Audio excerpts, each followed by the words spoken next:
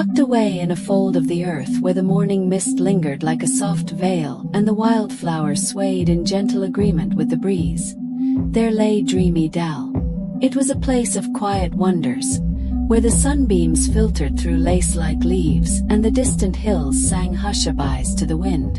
In the center of the dell stood a circle of ancient stones, smooth as polished hearts, and upon the largest sat Mira, a wise old badger with fur silvered by seasons and eyes that held the warmth of forgotten sunsets.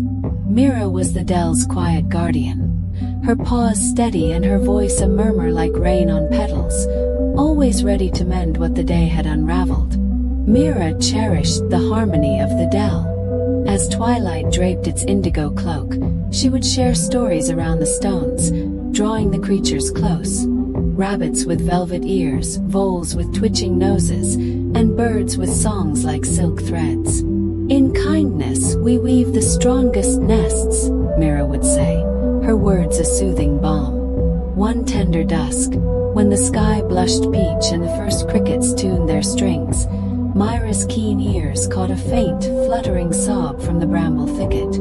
There, tangled in thorns that tugged like mischievous fingers, was Lira, a young sparrow with feathers of dawn pink and wings that trembled like aspen leaves.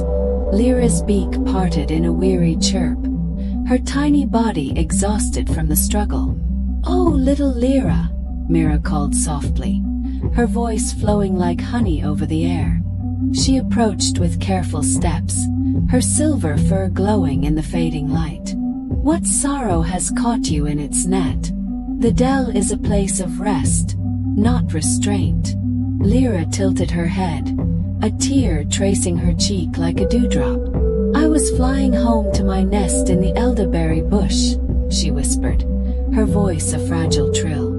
"But a sudden gust pushed me into these brambles, and now my wing aches, and I can't free myself. My fledglings wait alone, wondering where their mama has gone." Mira's heart swelled with tender resolve, and she nosed the thorns aside with gentle paws. "Hush now, brave one," she soothed. "As snagged wing and worried young our woes we share, not bear alone.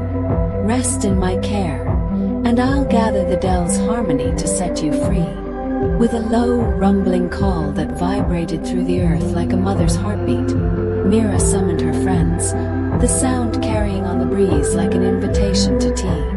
The first to emerge was Theo, a nimble dormouse with fur the color of cinnamon toast and eyes bright as polished chestnuts. Theo scampered from his hollow log, his tail curling in curiosity. "Mira, your rumble rolled right into my dreams," he squeaked warmly. "What's amiss in our cozy dell?" Mira shared Lira's tale, and Theo's whiskers quivered with empathy. "A thorny tangle. Oh, dear sparrow, my paws are small but swift. I can weave through the barbs and snip the tightest holds with my teeth." Lira's eyes softened. "Even for a fluttery bird like me, Theo?"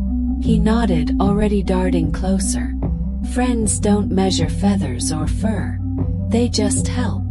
As Theo began his delicate work, nibbling vines with precision, a rustle in the ferns heralded Willow, a slender deer with a coat like moonlight on snow and antlers budding like young ferns. Willow stepped gracefully, her hooves silent as whispers. "I felt the call in the wind," she murmured, her voice like the sigh of tall grasses. "A mother held by brambles. Let me lend my height to part the way." "Thank you, Willow," Lira chirped faintly, hope flickering in her breast. Mira smiled. "Your grace will light our path." Willow leaned in, her antlers gently lifting the heavier branches, creating space for Theo's nimble rescue. With the thorns yielding like reluctant guests, the friends worked in quiet symphony. Theo snipped and tugged, Willow held and steadied, and Mira hummed a low tune of rustling leaves and babbling brooks, easing Lira's fears. Lira shared snippets of her fledglings' antics, the way they tumbled in the nest like fluffy clouds, drawing giggles from Theo and a soft laugh from Willow. The dell seemed to hold its breath, the flowers nodding in encouragement, the breeze carrying their warmth.